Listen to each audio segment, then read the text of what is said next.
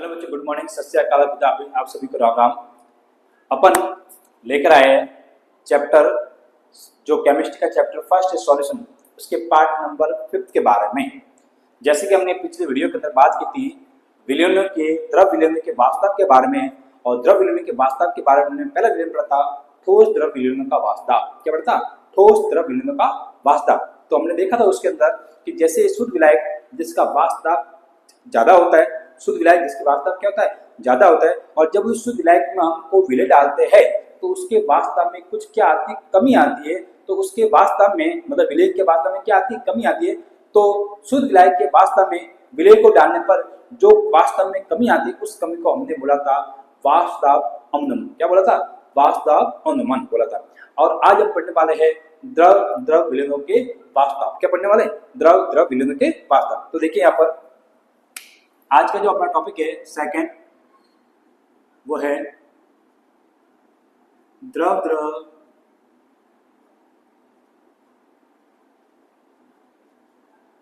विलयनों के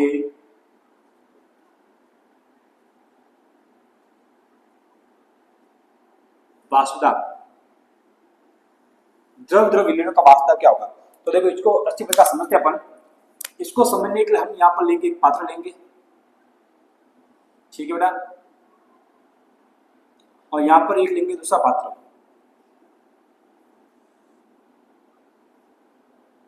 देखो ध्यान से देखा चित्र को, बड़ा पात्र लिया और इस पात्र का हमने डाल दिया है विलायक। क्या डाल दिया है? विलायक डाल दिया, सॉल्वेंट डाल दिया है। ये मैंने डाल दिया सॉल्वेंट। इस पात्र के अंदर मैंने सॉल्वेंट डाल दिया है। अब देखो, पहले हम चित्र इसके बारे में पढ़ते हैं। ऊपर से इसको मैंने कर दिया बंद। क्या कर दिया है? बंद कर दिया। इसमें ये सिर्फ विलायक ही है, इसको बोलते हैं विलायक, ठीक है। अब देखना आप विलायक में क्या होगा। ये शुद्ध विलायक है, शुद्ध विलायक है, इसको अपन ए मानते हैं। अब आप देखना, जब शुद्ध विलायक को हम क्या करेंगे, गर्म करेंगे, तो शुद्ध विलायक में से कुछ अणु जो है, शुद्ध विलायक के जो अणु हैं वो वाष्प ऊपर उड़ेंगे, और वाष्प ऊपर उड़ेंगे तो इस वाष्प के द्वारा जो दाब लगा रहता है उसको बोलते हैं वाष्प दाब। लेकिन बेटा ये जो वाष्प दाब है वो किसको द्वारा लग रहा है? ये वाष्प दाब शुद्ध विलायक के द्वारा लग रहा है, और शुद्ध विलायक के अपन वाष्प दाब को बोलते हैं PA0। क्या बोलते हैं? ए के द्वारा लगने वाला वाष्प दाब वो भी शुद्ध है, इसलिए इसको बोला हमने नॉट, PA0।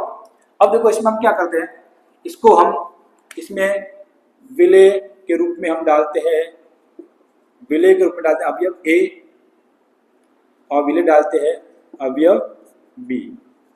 दो प्रकार के हम द्रव डालते हैं, और दोनों ही द्रव कैसे वाष्पित है। दोनों द्रव कैसे है? ये दोनों द्रव आपके वाष्पित है। वाष्पित का मतलब क्या हुआ कि जब इसको हम गर्म करेंगे तो इस विलयन में ए अवयव है और जो बी अवयव है वो दोनों वाष्प बनकर उड़ जाएंगे, और दोनों अवयव के द्वारा वाष्प दाब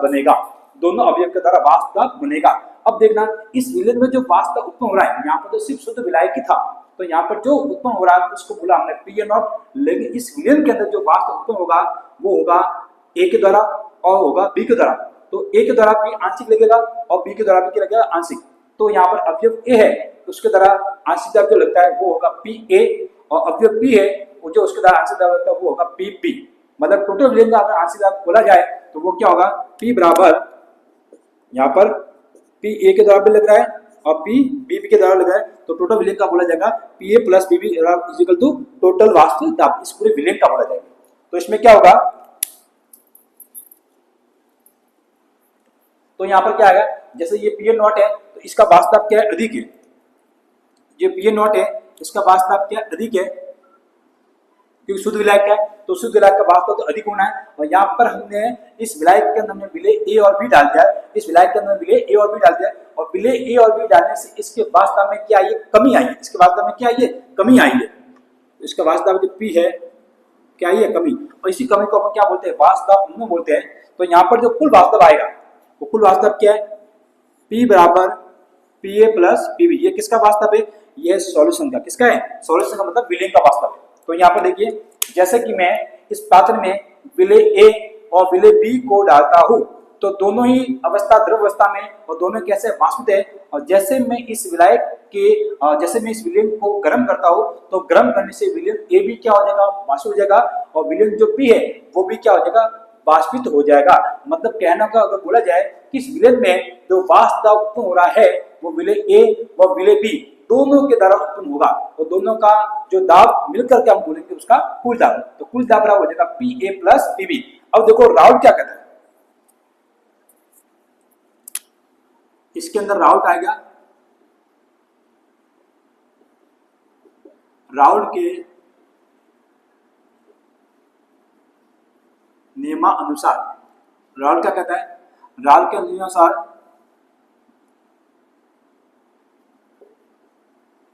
किसी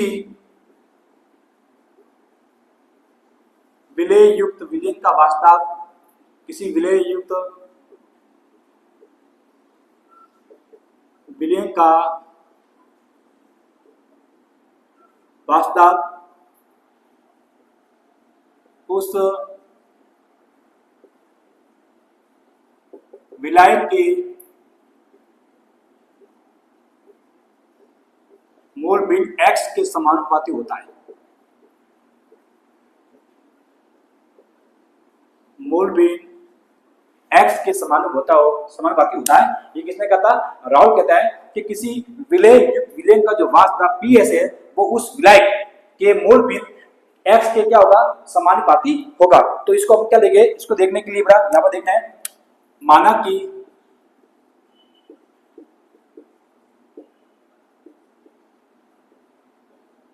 कि विलयन में अवयव ए व बी गुले हैं। अवयव ए के द्वारा लगाया गया आंशिक दाब, ठीक है बेटा, आपको बताइए विलयन के अंदर अवयव ए और बी दोनों हैं, तो अवयव ए और बी दोनों के द्वारा थोड़ा थोड़ा दाब उत्पन्न होगा। तो यहाँ पर देखते हैं अवयव ए के द्वारा लगाया गया आंशिक दाब जो होगा आपका पी ए होगा। इसी प्रकार अवयव बी के द्वारा लगाया गया आंशिक दाब क्या होगा, पी बी होगा। ओके, और हमने बोला है अवयव ए है कि मोल भिन्न, अवयव ए की मोल भिन्न क्या होगी, एक्स होगी। उसी प्रकार अवयव बी की मोल भिन्न क्या होगी, एक्स बी होगी। और हमने बड़ा राउल क्या कहता है, राउल कहता है कि किसी विलयन का जो वास्तव है पी ए और पी बी वो उसकी मोल भिन्न एक्स ए और एक्स बी के समानुपाती होगा। तो हम क्या करते हैं, इसके वास्तव है ए का जो वास्तव है वो मोल भिन्न ए के समानुपात होगा, और बी का जो वास्तव है वो मोल भिन्न बी के समानुपात होगा। तो यहाँ पर देखिए पी ए समानुपात एक्स ए, क्वेश्चन नंबर 1, और यहाँ पर लिखते हैं पी बी समानुपात एक्स बी, यहाँ पर लिखते हैं क्वेश्चन नंबर 2। क्लियर।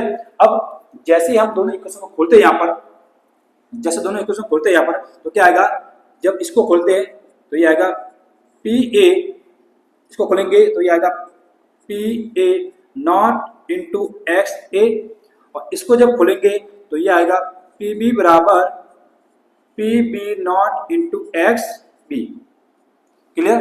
ये दो इक्वेशन सामने आ रही है आपकी, पी ए बराबर P A not into X A और पी बी बराबर P B not into x B. जैसे मैंने इस समानुपात निशान को खोला तो यहाँ पर जो समान निशान के साथ में आएगा वो आएगा ए विलायक का शुद्ध वास्तव और बी विलायक का शुद्ध वास्तव। अब हमको क्या करना है, हमको बताए टोटल जो दाब होता है वो क्या होता है, P A plus B B होता है। क्या होता है, टोटल दाब जो होता है वो होता है P A plus B B. तो यहाँ पर लिखेंगे कुल दाब, टोटल प्रेशर P बराबर P A plus P B. अब हम क्या करते हैं, यहाँ पर टोटल दाब हमको निकालना है, तो टोटल दाब निकालने के लिए यहाँ पी ए की वैल्यू जो कि ये दे रखी है और पी बी की वैल्यू जो कि इन दोनों के यहाँ पर प्लस करते हैं, तो वैल्यू रखते हैं यहाँ पर P बराबर पी ए की वैल्यू है P A not into X A plus का प्लस पी बी की वैल्यू है P B not into x B. यहाँ तक क्लियर है, P A not into X A और P B not into x B.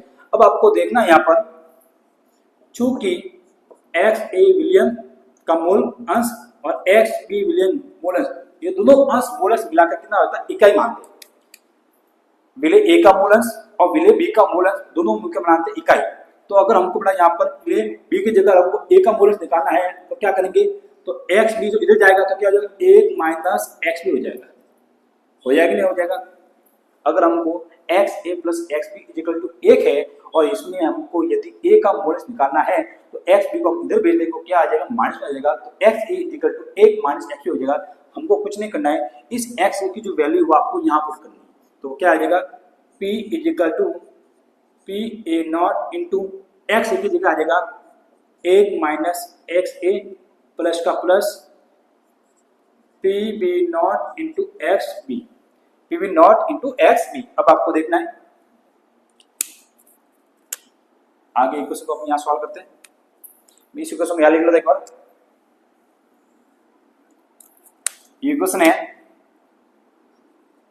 P बराबर P A not into 1 minus x A plus P B not into x B.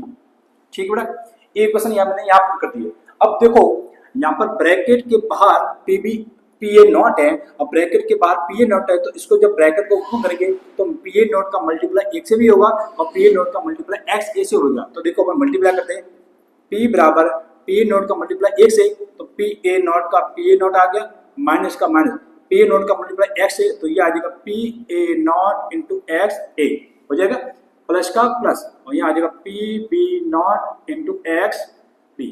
यहाँ तक clear है, सबको समझ में आ गया। अब आपको देखना है P equal to P A naught minus P A not into X A plus P B naught minus x B हो गया। अब इसके बाद आपको करना क्या है, अब देखिए इसके बाद आपको करना क्या है, P बराबर इस पी ए नॉट को मेरा मैं पीछे भेज देता हूँ, तो आपका हो जाएगा P A not into X A, P A not into X A, अपना ये माइनस इधर आ जाएगा और P B not into x B, और ये आ जाएगा आपके पीछे, इसको अपन लिख लेंगे P B P A naught. ठीक है, अब आप देखो इसमें आपको देना है, दोनों में देखना है, दोनों में कॉमन क्या चीज आ रही है, दोनों में कॉमन क्या चीज आ रही है, अपने कहीं गलती नहीं कर दी, गलती अपने की एक्स बी, अच्छा यहाँ पर एक्स ए, यहाँ पर एक्स बी लिखना था। ठीक है, तो यहाँ पर एक्स बी आ जाएगा, यहाँ पर एक्स बी आ जाएगा, ये अपने गलती कर दी। अब देखो दोनों में कॉमन क्या है, दोनों में कॉमन आ रहा है एक्स बी, तो यहाँ पर लिखते पी बराबर एक्स बी कॉमन आ रहा है, एक्स बी को ले लिया बाहर, बचा क्या P A naught minus P B naught plus में रहा पी ए नॉट। तो ये इक्वेशन है वो आपके निकल के सामने आ जाती है, ये इक्वेशन है वो आपके निकल के सामने है। यहाँ पर आप ये वास्तव टोटल निकालेंगे, तो ये इक्वेशन आपको समझ आ गई होगी। अब समझ आ गई है तो अपन क्या करते हैं, यहाँ पर जो कुल वास्तव है, यहाँ पर जो कुल वास्तव है और उसके अवयव है के बीच बनाते हैं अपन ग्राफ। क्या बनाते हैं, ग्राफ बनाते हैं। तो ये देखिए ग्राफ बनाने के लिए अपन यहां देखो, ये y एक्सिस x एक्सिस, और ग्राफ बनेगा आपके वास्तव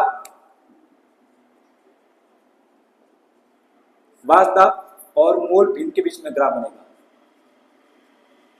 वास्तव और मूल भिन्न के बीच ग्राफ बनेगा। अब आपको देखना है यहाँ पर x एक्सिस के ऊपर क्या है, अवयव a है उसको मानना 1, अवयव जो b है उसको मानना आपको 0। मतलब यहाँ पर जो x की जहाँ पर शुरुआत हो रही 0 से, वहां पर अवयव 1 होगा, तो अवयव b जो है वो उसका मूल्यांश आपको नगण्य मानना है, और यहाँ पर आकर के आपको x a तो हो जाएगा 0, x b हो जाएगा आपका 1। ये देखो ग्राफ बनने का आइडिया है, यहाँ पर x से अगर 1 लिया है तो यहाँ पर x से आपको लिखना है 0, और यहाँ पर b का अगर मूल्यांश आपने 0 लिया है तो यहाँ पर b का मूल्यांश लिखना है आपका 1। अब देखो बेटा यहाँ पर a का मूल्यांश है, यहाँ पर a का मूल्यांश है, मतलब सिर्फ a के द्वारा ही वास्तव बन रहा है, तो a के द्वारा वास्तव बन रहा है तो उस वास्तव को बोलेंगे। अब देखो a के द्वारा लग रहा है मतलब b के द्वारा नहीं बन रहा है, तो जब सिर्फ किसी विलयन में सिर्फ a के द्वारा ही वास्तव बन रहा है तो वो होगा शुद्ध विलायक का वास्तव। क्या होगा, शुद्ध विलायक का वास्तव। तो देखो यहाँ पर ये जो x a है इसका मूल्यांश है, x b का मूल्यांश नहीं है, मतलब विलयन के अंदर सिर्फ कौन प्रेजेंट है, विलायक a। तो यहाँ पर जो वास्तव उत्तर होगा वो कौन होगा, P A not, P A not होगा।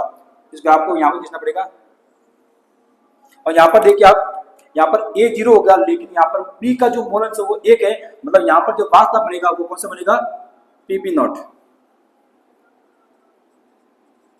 P B naught. क्लियर।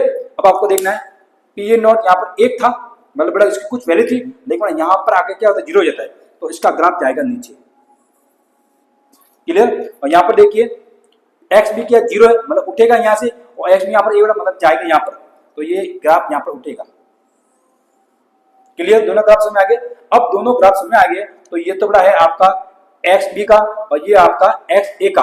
तो यहाँ पर देखिए एक्स ए का जो ग्राफ है, तो यहाँ पर क्या होगा, ये जो ग्राफ है वो है पी ए बराबर P A not into X A, और ये जो ग्राफ है वो कौन सा है, पी बी बराबर P B not into x B. लेकिन इसके बीच में जो अंतर आ रहा है ये वाला, ये अंतर किसका है, ये कुल दाब का, कुल दाब पी बराबर P A plus P B. ये अंतर जो आ रहा है वो क्या आ रहा है, कुल दाब बराबर P A plus P B, मतलब इन दोनों मिलकर बड़ा ये वास्तव आपका अमूल हो रहा है। तो ये ब्रैकेट आपको समझ आ गया होगा, या आपको पूरा डेरिवेशन आपको समझ आ गया होगा, ठीक है ना। अब हम पढ़ेंगे, हमने अब तक तो क्या पढ़ा है कि किसी विलेन में हमने पढ़ा जो विलेन ए और बी डाला है वो कैसे वाष्पीकृत अवस्था में, कौन सी अवस्था में, वाष्पीकृत अवस्था में। लेकिन अब जो पढ़ने वाले हैं, यदि हम विलायक के अंदर अवाष्प से विलय मिलाए तो उसके वास्तव में क्या कमी आती है, इसके वास्तव में बढ़ता है या घटता है, उसका डेरिवेशन कैसा होगा उसको हम समझते हैं, ठीक है। इसको आप बता लीजिए।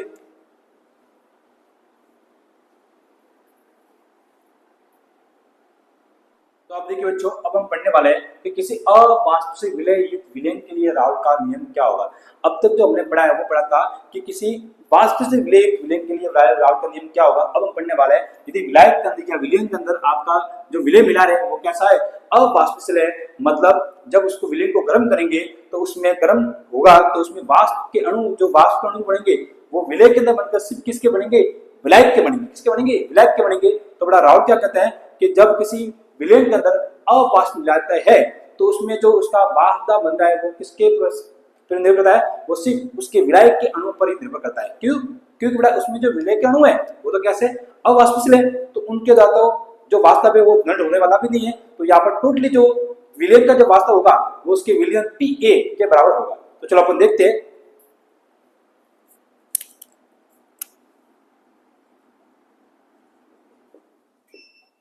किसी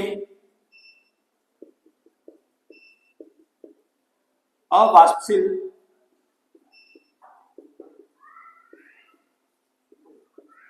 विलय युक्त विलयन के लिए,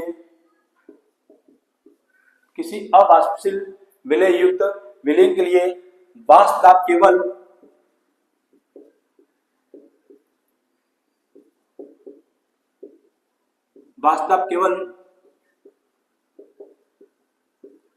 विलायक के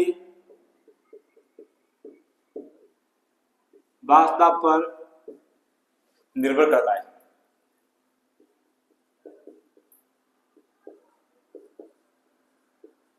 निर्भर करता है कैसे बड़ा, देखो समझाता अपन।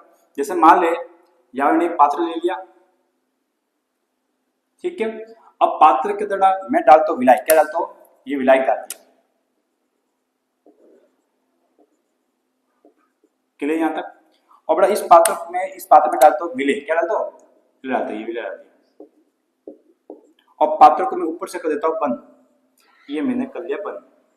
इसमें जो विलय डाला है वो विलय कैसा है, अवाष्पशील है, ये ध्यान रखना, कैसे अवाष्पशील विलय है। और यहाँ पर जो विलय डाला है विलायक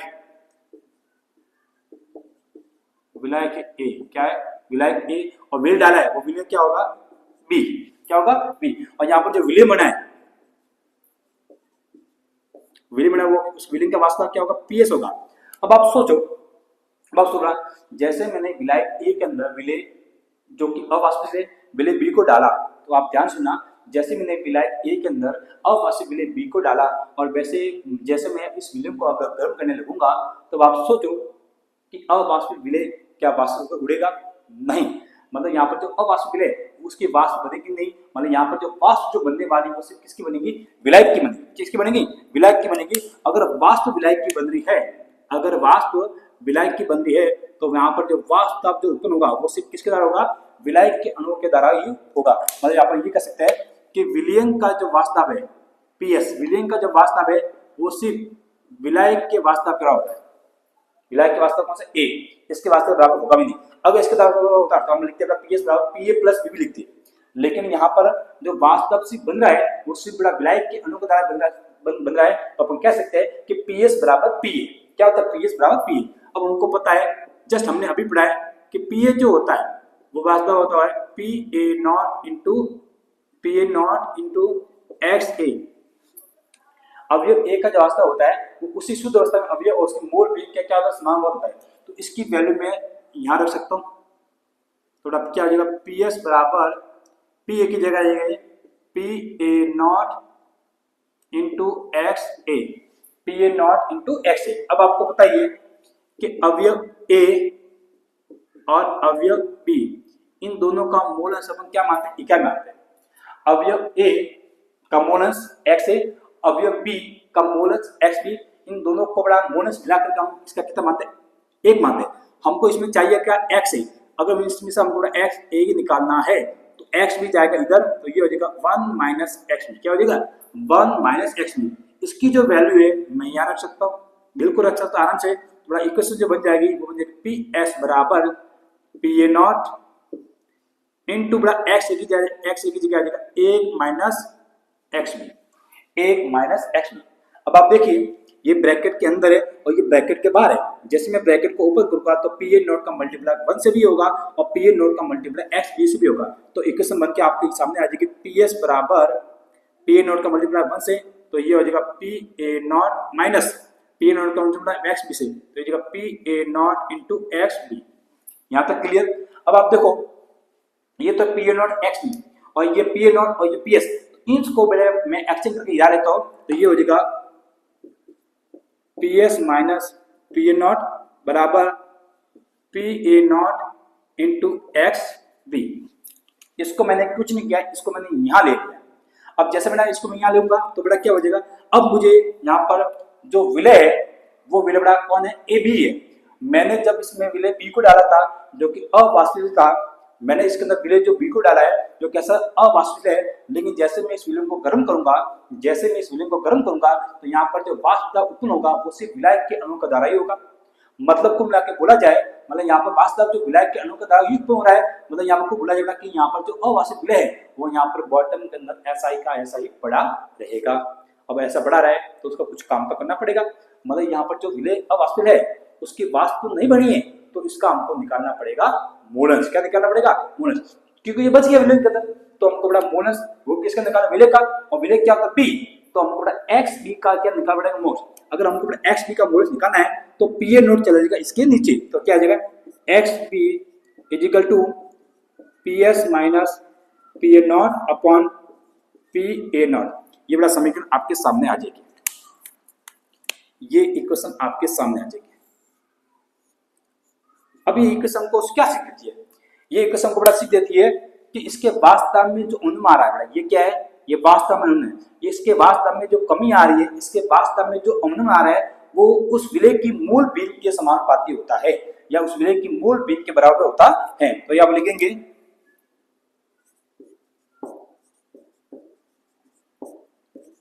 इस समीकरण के अनुसार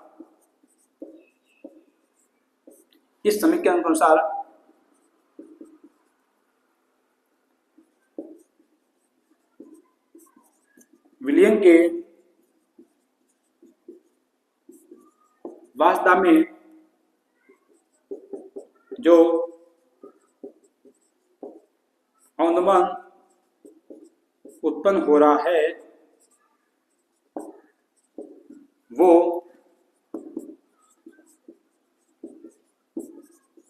विलय की मूल बीज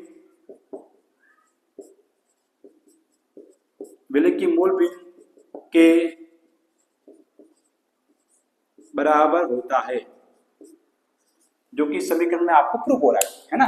ये जो वास्तव में अनुमान जो आ रहा है, विलय के वास्तव में जो कमी आ रही है वो कमी बड़ा उस विलय के मूल बीज के कारण आ रहा है। सोच बड़ा यहाँ पर अगर हमने अवास्तविक विलय अगर नहीं मिलाया होता, यहाँ पर हमने अगर अवाष्प विलय अगर नहीं मिलाया होता तो यहाँ पर सिर्फ विलायक ही होता, शुद्ध अवस्था में विलायक ही होता, तो इसका जब वास्तव होगा वो क्या होगा, बहुत ही हाई होता। लेकिन जैसे ही मैंने अवाष्प विलय मिलाया तो इसकी जो सतह है, इसकी सतह के बीच में कुछ कुछ कण अवाष्प विलय के आने लगे, जिस कारण से इसके वाष्प बनने की जो दर है वो बड़ा शुद्ध विलय की तुलना में थोड़ी सी क्या होगी, कम होगी। इस कारण से अवाष्प मिलाने का कारण मिलाते ही इसके वास्तव में क्या आने लगी, कमी आने लगी। और ये जो कमी है वो इस विलय के मूल बिंदु के कारण ही हो रही है, क्योंकि बड़ा ये अगर नहीं मिलाया होता तो इसका वास्तव अधिक ही होता। क्लियर? तो ये आपको समझ आ गया होगा। तो चलिए बच्चों, अब हम बात करते हैं आदर्श और अनादर्श विलय की, जिसको आदर्श को अपन कहते हैं आइडियल सॉल्यूशन और अनादर्श को अपन कहते हैं नॉन आइडियल सॉल्यूशन। ठीक है ना, इस बीच में कंपेयर नहीं करते हैं। और ये जो अंतर आने वाला है ये बड़ा सिर्फ और सिर्फ अंतर आने वाला है राउल्ट के नियम के ऊपर। इसमें अगर आपको अंतर पता करना है तो अंतर पता करने के लिए यदि आपको राउल्ट का नियम पता है जैसे, तो इसके अंदर आसानी से अंतर पता कर सकते हैं। तो देखते हैं, बात करते हैं आदर्श विलयन क्या होता है और अनादर्श विलयन क्या होता है। तो बात करते हैं आदर्श विलयन की, कि ऐसा विलयन जो सभी ताप दाब पर, ऐसा विलयन जो सभी ताप दाब पर राउल्ट के नियम का पालन करता हो, उसे क्या कहते हैं, आदर्श विलयन। तो अनादर्श क्या होगा कि ऐसा विलयन जो सभी ताप दाब पर या मानक अवस्था पर राउल्ट के नियम का पालन नहीं करता, तो उसे हम क्या कहेंगे, अनादर्श विलयन। तो देखो लिख लेते हैं,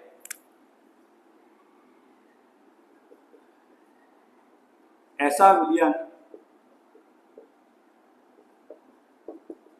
विलयन जो सभी ताप संगतों पर, जो सभी ताप व संगतों पर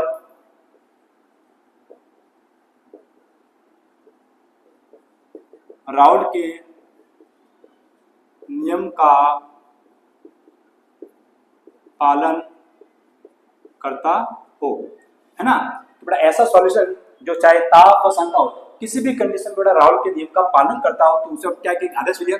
कैसे पालन करेगा, कि यहाँ पर जो बड़ा पी आ रहा है, जो कुल दबाव है विलयन का, वो उसमें अवयव ए अवयव बी के वास्तव के बराबर होना चाहिए। अवयव ए और अवयव बी के वास्तव के बराबर चाहिए। अगर हम अवयव ए खोलते हैं तो पी ए बराबर क्या होता है, पी ए बराबर होता है P A not into X A, और पी बी बराबर क्या होता है, P B not into x B. तो ये करता है, अगर ये वाला नियम फॉलो होता है तो उसको हम बोलेंगे आदर्श विलयन, और अगर पालन नहीं करता है तो उसको बोलेंगे अपन अनादर्श विलयन, पालन नहीं करता। बाकी आप लिख सकते हो आराम से कि ऐसा विलयन जो सभी ताप और संगतों पर राउल्ट के नियम का पालन नहीं करता है, वो क्या करता है, अनादर्श विलयन। तो इसके लिए क्या होगा, इसके लिए पीए जो है वो नॉट इक्वल होगा पीए प्लस पीबी।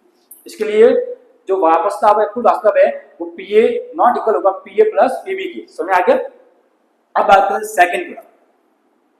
सेकंड वन क्या है, कि ऐसा विलयन जिसमें विलय तथा विलय, ऐसा विलयन जिसमें विलय तथा विलयन, ऐसा विलयन जिसमें विलय तथा विलय के आयतनों का जो योग है वो विलयन के आयतन के योग के क्या होगा, हमेशा बराबर होगा।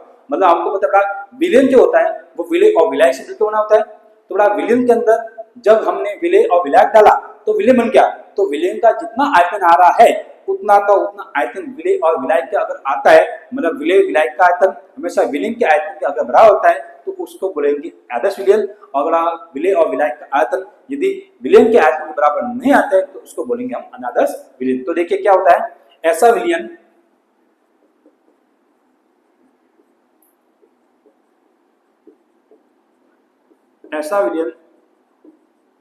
जिसमें विलय तथा विलय के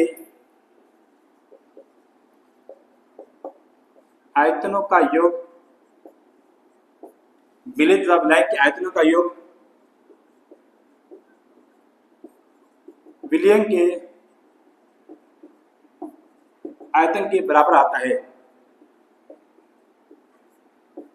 विलय के आयतन के बराबर आता है, तो सब क्या बोलेंगे, उसे बोलेंगे हम आदर्श विलयन। तो इसके लिए क्या होगा, इसका मतलब क्या होगा, अर्थात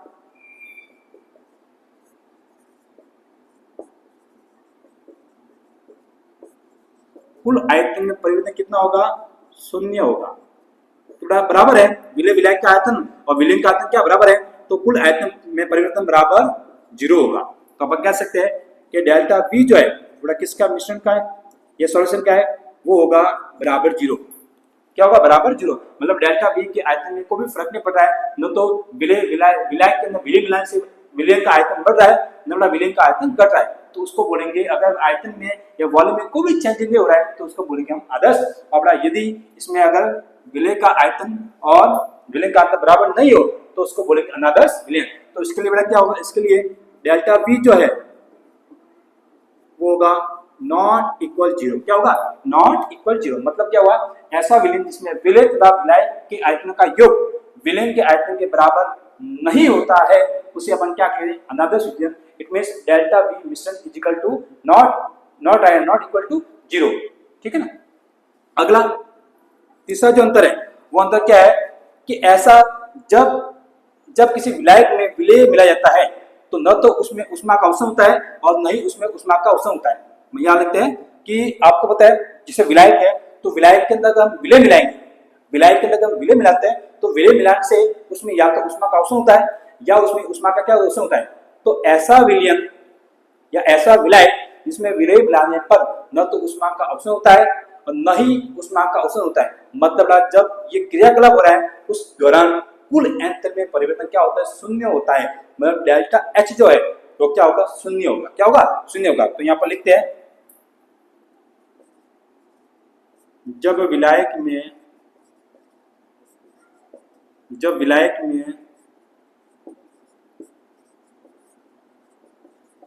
विलय मिलाया जाता है, जब विलायक में विलय मिलाया जाता है तो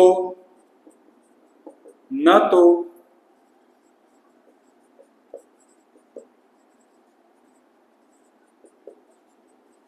ऊष्मा का अवशोषण होता है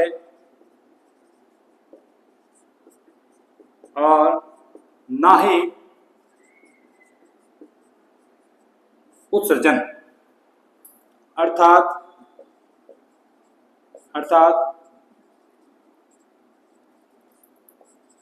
एंथैल्पी में परिवर्तन क्या होगा, शून्य होगा। तो अपन कह सकते हैं कि डेल्टा एच जो है किसका मिश्रण का ये वॉल्यूम का इक्वल टू जीरो होगा। क्या होगा, इक्वल टू जीरो होगा। और इसके लिए क्या होगा, इसके लिए होगा डेल्टा एच जो मिश्रण है वो होगा नॉट इक्वल टू जीरो।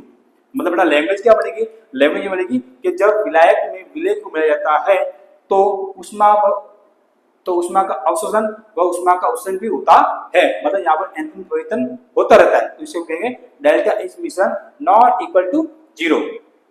ठीक है। अगला जो चौथा अंतर है वो क्या आता है, बड़ा चौथा अंतर है कि विलय के कणों के मध्य और विलय के कण कौन कौन से होते हैं, ए तो विलय के कणों के मध्य ए और विलय के कणों के मध्य बी, इनके मध्य जब इनको आपस में मिलाते हैं तो इससे जो विलय बनेगा ए बी, उनके मध्य आकर्षण बल क्या होता, प्रबल होता है। तो और जबकि अनादर्श विलय में बड़ा आकर्षण बल प्रबल नहीं होता। तो यहाँ लिखेंगे विलय के कणों के मध्य आकर्षण ए तथा विलायक के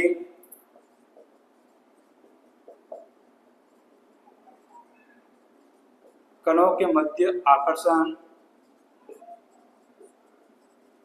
बीबी, विलय के कणों के मध्य आकर्षण ए तथा विलायक के कणों के मध्य आकर्षण बीबी का योग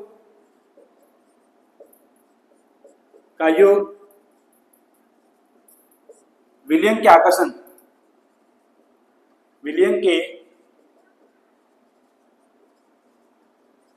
आकर्षण ए बी के बराबर होता है। ठीक है ना। बड़ा विलय के कण जो ए है तो ए कणों के बीच में जो भी अट्रैक्शन फोर्स लग रहा है और विलायक के जो कण है बी उनके बीच में जो भी अट्रैक्शन फोर्स लग रहा है, जब इन दोनों को हम ऐड कर देंगे तो आपका बन जाएगा विलयन। और विलयन बड़ा जब बन जाएगा तो ए और बी के बीच क्या लगा, आकर्षण। तो इनके मध्य जो आकर्षण बल लग रहा है वो बड़ा इस विलयन के आकर्षण बल के क्या होता है, बराबर होता है। तो ऐसे विलयन को बोलेंगे आदर्श विलयन। और अगर आकर्षण बल अगर बराबर नहीं होता है तो उसको बोलेंगे अपन अनादर्श विलयन। आकर्षण बल बराबर नहीं होता है, ठीक है ना। तो इस प्रकार हम देख लेंगे अनादर्श और अनादर्श विलयन। वापस से एक बार रिवाइज करते हैं कि ऐसा विलयन जो सभी ताप और संताप पर राउल्ट के नियम का क्या करता हो, पालन करता हो, उसको बोलेंगे आदर्श विलयन, और जो पालन नहीं करता उसको बोलेंगे अपन अनादर्श विलयन। फिर बात करते हैं ऐसा विलयन जिसमें विलय तथा विलायक के आयतनों का योग हमेशा विलयन के आयतन के बराबर होता है, तो उसको बोलेंगे आदर्श। और इसका मतलब डेल्टा V जो है वो इक्वल टू 0 के बराबर होगा। और यहाँ पर अगर डेल्टा V मिश्रण का अगर नॉट इक्वल टू 0 है, मतलब विलय और विलायक के आयतनों का योग अगर विलयन के आयतन के योग के बराबर अगर नहीं आता है, तो उसको बोलेंगे अपन अनादर्श विलयन। नेक्स्ट बात करते हैं कि जब विलायक में विलय मिलाया जाता है तो न तो उष्मा का क्या होता है, उत्सर्जन होता है, और न ही उसमें ऊर्जा का अवशोषण होता है। मतलब जब ये कार्यक्रम हो रहा है उसमें एंथैल्पी में परिवर्तन क्या होता है, शून्य होता है, मतलब डेल्टा H इक्वल टू 0। लेकिन जब इसमें मिलाया जाता है तो उष्मा का उत्सर्जन और उष्मा का अवशोषण भी होता है, मतलब delta H not equal to 0। अगला जो पॉइंट है वो क्या कहते हैं कि विलय के कणों के मध्य आकर्षण बल AA और विलायक के कणों के मध्य आकर्षण बल BB को जब आपस में मिलाते हैं या इनको जो योग होता है वो योग विलय के आकर्षण बल AB के योग के बराबर होता है, तो उसको बोलेंगे आदर्श। लेकिन अगर आकर्षण बल बराबर नहीं होता, मतलब विलय के आकर्षण बल की तुलना में विलय का और विलायक का आकर्षण बल ज्यादा होगा या क्या होगा, कम होगा, तो ऐसे आकर्षण बल को कहेंगे या ऐसे विलय को बोलेंगे अपन अनादर्श विलय।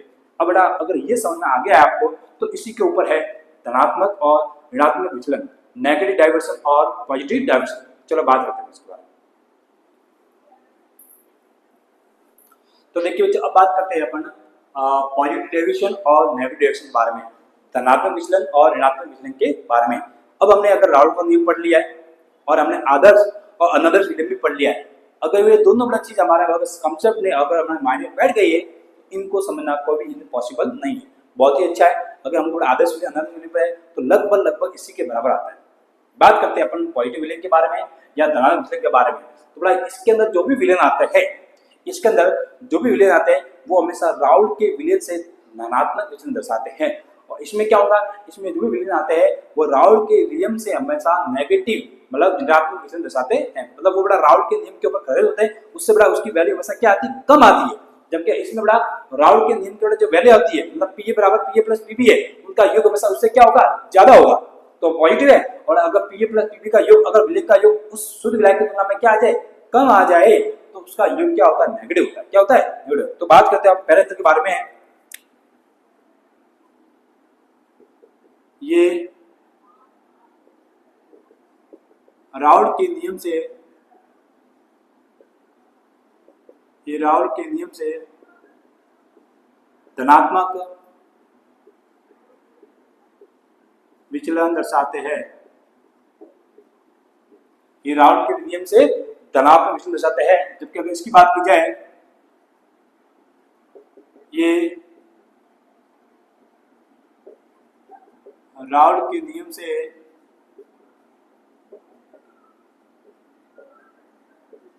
ऋणात्मक विचलन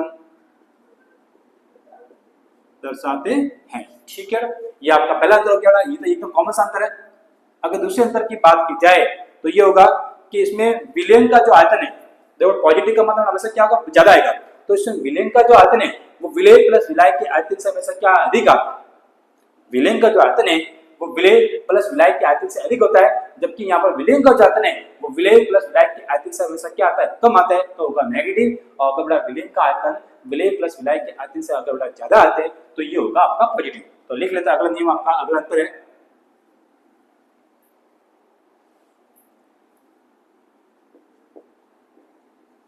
विलयन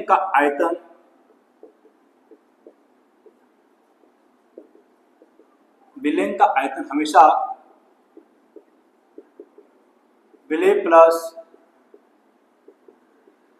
विलायक के, विलयन का आयतन हमेशा विलय प्लस विलायक के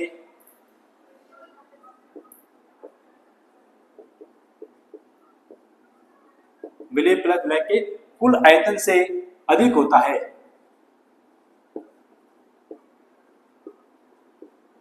क्या होगा, कुल आयतन से क्या होता है, मतलब विलय का आयतन है बड़ा विलय और विलायक मिलाने से इसका जो आयतन है उस आयतन से क्या होगा, अधिक होगा। तो अपन यहाँ पर कह सकते हैं कि डेल्टा V की जो वैल्यू है कुल, थोड़ा क्या आएगी, अधिक आएगी, मतलब क्या आएगी, हमेशा पॉजिटिव आएगी, क्या आएगी, हमेशा पॉजिटिव आएगी, समझ के।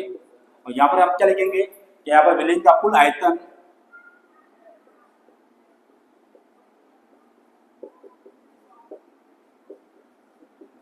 विलेन का कुल आयतन विलेय प्लस विलायक की कुल आयतन से विलेय प्लस विलायक की कुल आयतन से क्या होता है, कम प्राप्त होता है, तो उसको बोलेंगे ऋणात्मक विचलन। इसके लिए डेल्टा भी क्या होगा, इसके लिए बड़ा डेल्टा भी जो कुल है बड़ा वो होगा आपका नेगेटिव, क्या आएगा, नेगेटिव आ जाएगा। क्लियर सा, साफ आंसर है। अगली बात करते हैं अंतर नंबर 3 के बारे में। तो यहाँ पर क्या होगा कि जब विलायक में विलेय को मिलाते हैं, अंतर नंबर की बात करते हैं कि जब विलायक में विलेय को मिलाते हैं, थोड़ा आपको पता है पॉजिटिव है, तो थोड़ा पॉजिटिव की वैल्यू तभी आती है जब विलायक में विलेय को मिलाते हैं और विलेय को मिलाने पर उसमें ऊष्मा का क्या होता है, अवशोषण होता है। क्या होता है, यदि विलायक में विलेय को मिलाने पर ऊष्मा का अवशोषण होता है, थोड़ा विचलन कैसा होगा, पॉजिटिव होगा। तो यदि विलायक में विलेय को मिलाने पर ऊष्मा का अवशोषण होता है, थोड़ा नेगेटिव होगा, विचलन होगा आपका नेगेटिव। तो चलो अगला पॉइंट लिख दे,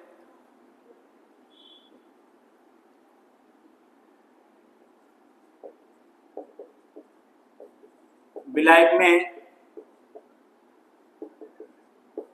विलेय मिलाने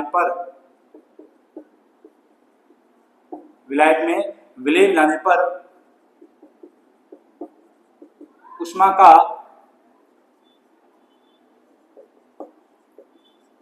अवशोषण होता हो तो उसे कहेंगे धनात्मक विचलन। क्या होता है, ऊष्मा का अवशोषण होता है, मतलब यहाँ के लिए डेल्टा एच है, उसका वैल्यू क्या आएगी, पॉजिटिव आएगी, क्या आएगी, पॉजिटिव, मतलब ऊष्मा क्या हो रहा है, अवशोषण हो रहा है। और यहाँ पर विलायक में विलेय मिलाने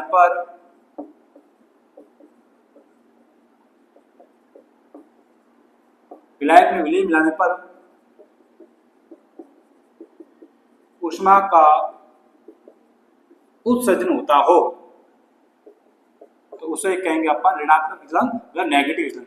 इसके लिए जो डेल्टा एच है उसकी वैल्यू कैसे आएगी, उसकी वैल्यू आएगी नेगेटिव, क्या आएगी, उसकी वैल्यू आएगी नेगेटिव। यहाँ तक क्लियर है। बात करते हैं अपन चौथे अंतर के बारे में। तो चौथा अंतर क्या कहता है कि विलेय के घटकों के मध्य जो आकर्षण होता है, विलेय के घटकों के मध्य जो आकर्षण होता है वो शुद्ध विलायक के घटकों की तुलना में क्या होता है, अधिक होता है। अगर विलेय के घटकों, विलेय वाला घटक कौन से, ए और बी, तो विलेय के घटकों के मध्य जो आकर्षण है वो शुद्ध विलायक मतलब ए की तुलना में क्या अधिक होता है, तो होगा धनात्मक विचलन। और यहाँ पर विलेय के घटकों के मध्य जो आकर्षण बल है ए बी, वो शुद्ध विलायक के घटकों की तुलना में आकर्षण बल अगर कम होता है तो होगा आपका ऋणात्मक, नेगेटिव होगा। तो बात करते हैं विलेय के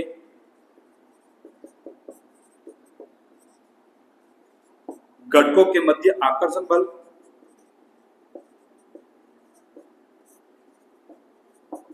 जो क्या है, ए बी, विलेय के घटकों के मध्य आकर्षण बल ए बी शुद्ध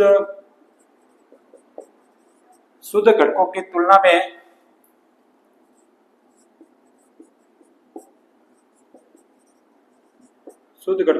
में कम होता है, तो उसको कहेंगे धनात्मक विचलन, ठीक है ना। और यहाँ पर लिखना है यदि अधिक होता है तो क्या होगा, नेगेटिव होगा। विलेय के घटकों के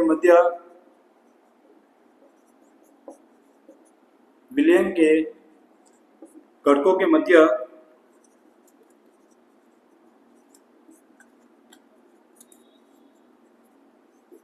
आकर्षण बल ए बी शुद्ध घटकों की तुलना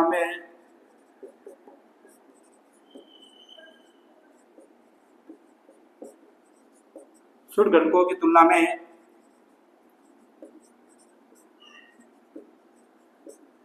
अधिक होता है, ठीक है ना। अगर अधिक हो तो आपका होगा नेगेटिव डाइवर्शन, और अगर विलेन के घटकों की तुलना में अगर इसका शुद्ध घटकों का जो आकर्षण बल है वो अगर कम आता है तो आपका होगा पॉजिटिव डेविएशन। क्लियर।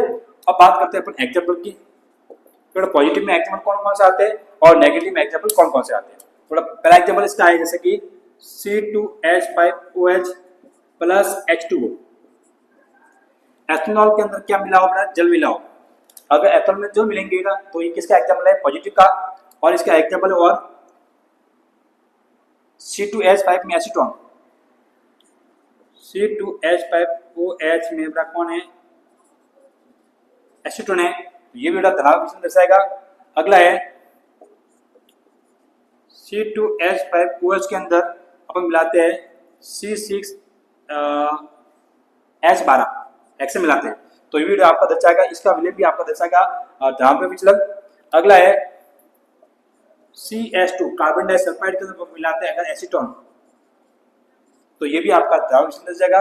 अगला है CCl4 के अंदर अपन मिलाते हैं मेथिल क्लोरोमेथिल मेथिल बेंजीन CHCl3 तो ये भी आपका धनात्मक विचलन दर्शाएगा। अगला है अगर हम CCl4 के अंदर अगर हम मिलाते हैं methyl benzene C6H5CH methyl benzene मिलाते हैं तो ये भी आपका धनात्मक विचलन दर्शाएगा। और भी विलेन है अगर हम एथेनॉल के अंदर H2 तो आपका आ गया। और अब बात करते हैं ये आ गया बस इतने काफी है, ये आपके ओके के ध्यान लेंगे। अब बात नेगेटिव की बात करते हैं तो नेगेटिव में देखिए बेटा, नेगेटिव में आपका एक तो होगा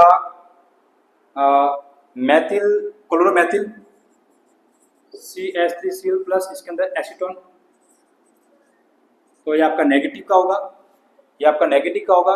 और इसके अंदर आता है CHCl3 और बेंजीन का विलयन CHCl3 और बेंजीन का विलयन। और इसके अंदर आता है methanol plus acetic acid methanol plus acetic acid का विलयन। और आता है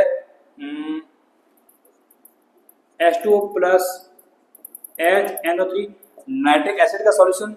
और आता है जल प्लस H2O प्लस एसिल का सॉल्यूशन। और आता है इसके अंदर H2O प्लस सल्फ्यूरिक एसिड का सॉल्यूशन। ये सारे के सारे विलेन हैं वो आपको दर्शाएंगे नेगेटिव डेविएशन। और ये सारे के सारे विलेन हैं वो आपके एग्जाम्पल है पॉजिटिव डेविएशन के बारे में। क्लियर। तो यहाँ तक आपको समझ आ गया। अब हम बात कर लेते हैं इन दोनों के बीच में जो ग्राफ आ रहा है, इन दोनों के बीच में पॉजिटिव डेविएशन और नेगेटिव डेविएशन को लेकर जो ग्राफ है उसको समझते हैं और ग्राफ को रिप्रेजेंट करेंगे क्योंकि एग्जाम में अक्सर इनके ग्राफ को लेकर पूछा गया। चलो यहाँ तक बता दीजिए आप। चलो देखिए इसके ग्राफ की बात कर लेते अपन। ये हमने खींचा वाई एक्सिस एक्स, यहाँ पर ये कितना पड़ेगा एक्स वाई एक्सिस, ठीक है। अब देखिए यहाँ पर ग्राफ में अपना यहाँ पर तो लेंगे वाष्प दाब, क्या लेंगे वेपर प्रेशर। और यहाँ पर अपन लेंगे मोल बिन, क्या लेंगे मोल फ्रैक्शन। क्लियर। अब यहाँ पर हमको एक्स ए तो मानना है एक्स और एक्स बी हमको मानना है 0। और यहाँ पर वो का वही एक्स ए जो है वो यहाँ पर आ जाएगा 0 और एक्स बी है उसकी वैल्यू हो जाएगी 1, ठीक है बेटा। अब यहाँ पर इस पॉइंट पर आपको देखना है अगर मैं एक्स ए की वैल्यू मतलब ए का ही मोलस है तो यहाँ पर वास्तव में किसका होगा पी ए नॉट का होगा। और यहाँ पर अगर एक्स बी की वैल्यू 1 तरह की है तो यहाँ पर जो वास्तव होगा वो पी बी नॉट का होगा। चलिए यहाँ तक। अब देखना ये हमारा किसका पढ़ रहा है, ये पढ़ रहे पॉजिटिव का। क्या पढ़ रहे हैं पॉजिटिव का। तो पॉजिटिव का पढ़ रहे हैं तो यहाँ पर एक्स ए की वैल्यू कितनी 1 है, मतलब यहाँ का ग्राफ यहाँ से शुरू होगा और यहाँ पर जाके एक्स ए की तरफ 0 हो जाएगा, मतलब सीधा आना चाहिए वहां पर। लेकिन यहाँ पर चूंकि पॉजिटिव है थोड़ा विलेन ग्राफ क्या आएगा थोड़ा सा उठा हुआ आएगा ये वाला। क्लियर। सीधा आना चाहिए था ना ये वाला, सीधा आना चाहिए था ये वाला, लेकिन पॉजिटिव है इसकी वजह इसकी वैल्यू क्या आती है थोड़ी सी ऊपरी हुई आती है, मतलब इसकी पॉजिटिव वैल्यू है तो थोड़ा सा मान इससे ज्यादा आएगी। क्लियर। अब यहाँ पर एक्स बी की वैल्यू 0 है मतलब ये यहाँ से उठेगा और यहाँ पर एक्स बी की वैल्यू 1 मतलब यहाँ पर जाएगा तो इसकी वैल्यू बड़ा यहाँ पर पॉजिटिव आएगी, इसका मतलब बड़ा यहाँ से उल्टी हुई आएगी। आना चाहिए था, कैसा आना चाहिए था, ये आना चाहिए सीधा। क्लियर? तो ये आपके दोनों के होंगे, और इन दोनों का जो योग है ये वाला, वो भी कैसा आएगा बड़ा, इन दोनों का योग पी ए प्लस पी, वो बड़ा योग कैसा आएगा, वो आएगा पॉजिटिव। ये बड़ा देखो आना चाहिए सीधा, बड़ा नॉर्मल आना चाहिए, लेकिन आया बड़ा 0। तो ये क्या आएगा, ये आएगा P बराबर P A plus P B, जो कैसा आएगा, वो आएगा पॉजिटिव। कैसा आएगा, पॉजिटिव, कि बड़ा ये नॉर्मल से थोड़ा सा उठा हुआ है। समझ आ गया यहाँ पर? ऐसा का ऐसा ग्राफ आपका इसका नेगेटिव का भी होगा। तो देखिए यहाँ पर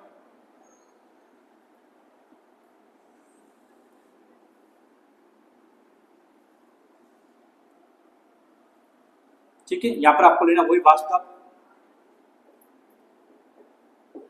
और यहाँ पर लेना आपको मोल पे, मोल फ्रैक्शन। यहाँ पर वही एक्स ए की वैल्यू आपको माननी ए, और बी का मोल अंश आपको लेना 0, और यहाँ पर आकर के एक्स ए मतलब ए का मोल अंश हो जाएगा 0, और बी का मोल अंश हो जाएगा 1। जो बड़ा ये नेगेटिव वाला है, तो बड़ा नेगेटिव वाला होगा, तो यहाँ पर ये जो ग्राफ आ रहा है डैश से बड़ा, पॉजिटिव तो इस डैश से क्या ऊपर आया, और नेगेटिव है तो डैश से क्या आएगा, नीचे आएगा। तो यहाँ पर देखिए ए, तो यहाँ पर इसका पी ए नॉट हो जाएगा, तो ये बी है तो यहाँ पर इसका हो जाएगा पी बी नॉट।